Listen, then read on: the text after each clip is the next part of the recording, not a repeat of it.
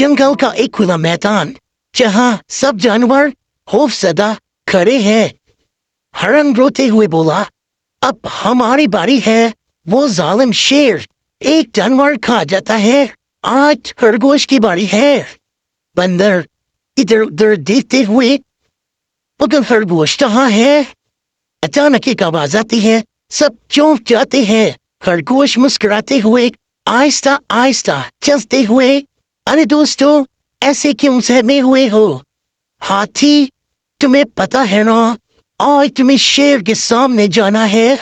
خرگوش آنکھ مارتے ہوئے، ہاں ہاں میں چاہ رہا ہوں، لیکن ایسے نہیں، آج شیر کو عقل کا سبق دیکھوں گا۔ سب جانور حیرانی سے دیکھتے ہیں۔